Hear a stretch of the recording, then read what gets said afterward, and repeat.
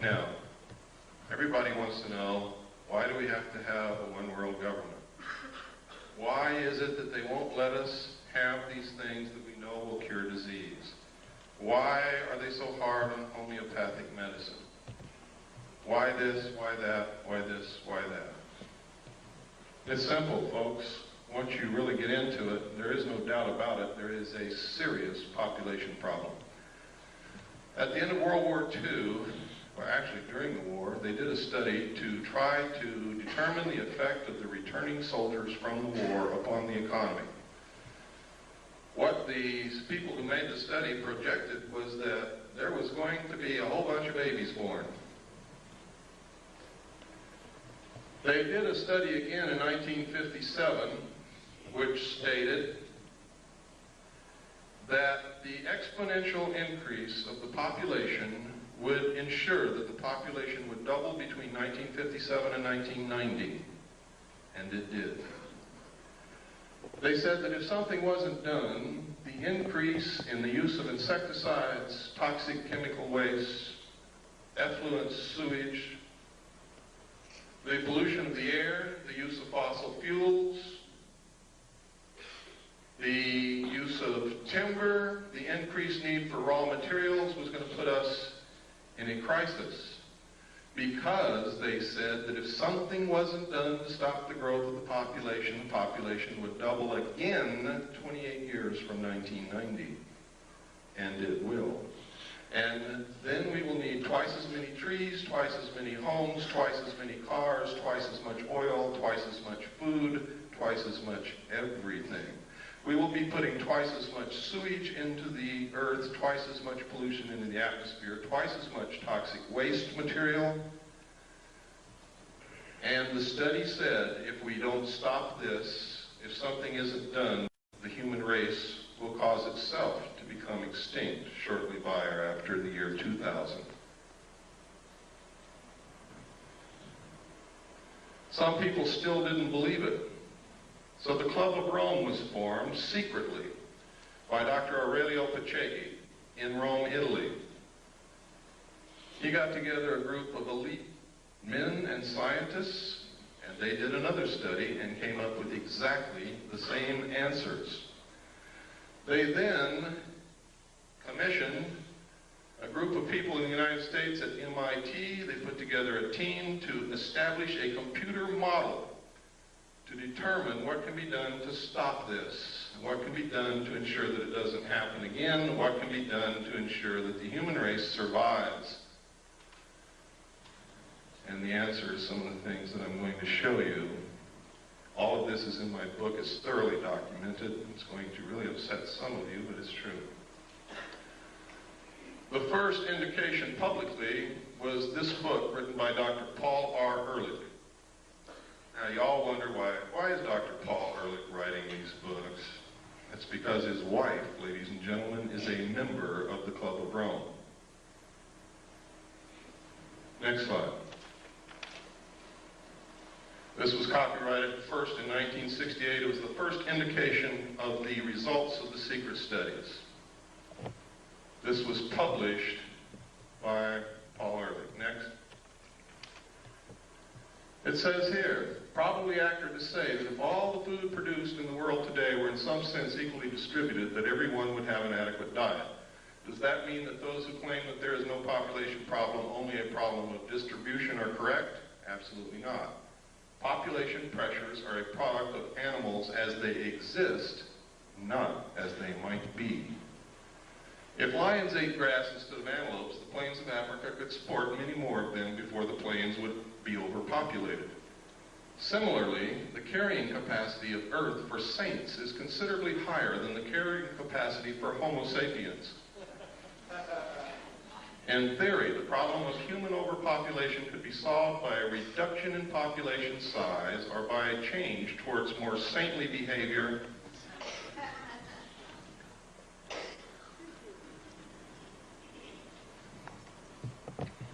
The current situation of global overpopulation is so serious, and the built-in potential for further population increase is so great, that the only sensible strategy for humanity today is to end population growth and start a population decline as rapidly as is humanly possible, simultaneously striving to achieve a more equitable distribution of the food and other goods of this planet. Limiting births and increasing social justice are not alternative strategies to preserving society. They are, ladies and gentlemen, necessary complements. Next slide. Now, here is the key. In this book, Paul Ehrlich told us that they had already decided on the solution because they had tried zero population growth and we didn't buy it. We didn't buy it. It worked in some small areas, but it didn't work in many, and it certainly didn't work worldwide. This paragraph tells you everything that you ever need to know about what is happening today and will answer a lot of your questions. Basically, then, there are only two kinds of solutions to the population problem. One is a birth rate solution, in which we find ways to lower the birth rate. Didn't work. Didn't work. The other is a death rate solution, in which ways to raise the death rate, war. You asked me about the Middle East. You asked me about what happened to Iran. You asked me about El Salvador. You asked me about Nicaragua. You asked me what's going to happen in the future. This paragraph tells you what's going to happen. Famine, pestilence, find us. They have just shut off the water to all the farmers in the San Joaquin Valley. They produce 50% of all the vegetables that are consumed in this country. Do you believe that's an accident after reading this?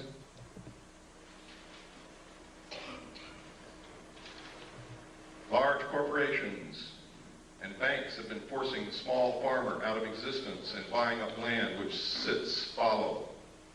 Do you think that's an accident? We have sold all of our grain to the Soviet Union. Do you think that's an accident?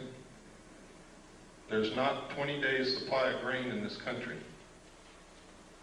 if we needed it in an emergency. Now listen to this. The problem could have been avoided by population control, in which mankind consciously adjusted the birth rate so that a death rate solution did not have to occur. He's telling us, ladies and gentlemen, that they have already decided upon it and that it is in effect. Next. The next warning was the limits to growth. This was published by the Club of Rome. Next. The conclusions are, and this is only what they've revealed to the public, what they told to the power elite of the world is an entirely different story and is much more radical. If the present growth trends in world population, industrialization, pollution, food production, and resource depletion continue unchanged, the limit to growth on this planet will be reached sometime within the next 100 years. The most probable result will be a rather sudden and uncontrollable decline in both population and industrial capacity. And what they don't say here that they said in the secret report is that the masses of people in the world will result to the overthrow of their government and anarchy will reign as they try to feed themselves and their families and find jobs.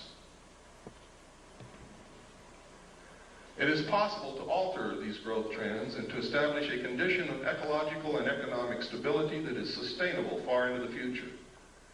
The state of global equilibrium could be designed so that the basic material needs of each person on Earth are satisfied and each person has an equal opportunity to realize his individual human potential. Who would suffer the most under such a plan? Not the rich, ladies and gentlemen. They are in control. It's going to be us.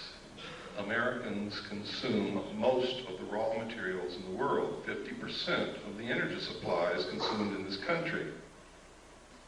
We pollute the earth more than any other nation. It is us who are going to have to go back and live like our ancestors did, and they're going to make us if we don't learn how to do it on our own. I'd rather be a volunteer than a slave. I don't know about you.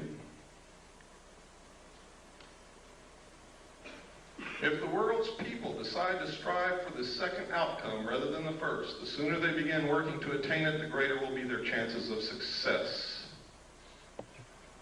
And down in the last paragraph, something really important. These conclusions are so far-reaching and raise so many questions for further study that we are quite frankly overwhelmed by the enormity of the job that must be done. We hope that this book will serve to interest other people in many fields of study and in many countries of the world to raise the space and time horizons of their concerns and to join us in an understanding and preparing for a period, and listen to this because they're not kidding, it's coming very soon, for a period of great transition, the transition from global equilibrium.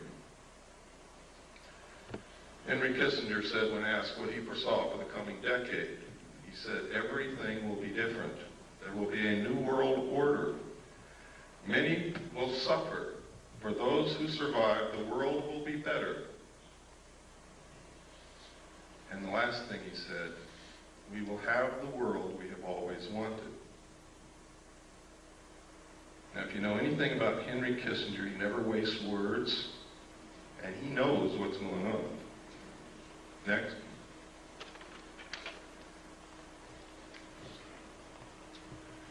This is the regionalized and adaptive model of the global world system from the computer model at MIT, designed for the Strategy for Survival project of the Club of Rome. Patriots in this country have been running around calling the Club of Rome a subversive organization. They've been trying to ensure our survival. They're a study group, a think tank, that's all they are. They don't make the decisions. Next.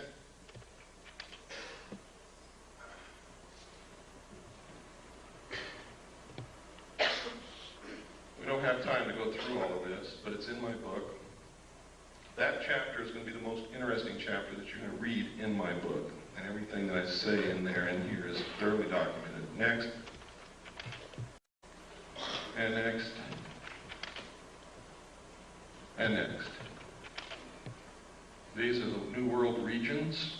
There is already a new constitution has been made for the United States of America. It's called the New States Constitution. It was paid for by your tax dollars over a 10-year period. It was developed by the Center for Democratic Studies in Santa Barbara, California, and it cost $25 million. The entire Constitution is also in my book. Next.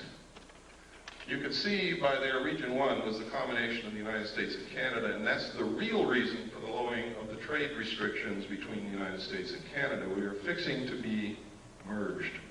Next. And next. There are 10 regions in the New World Order, and you are looking at them now. Next.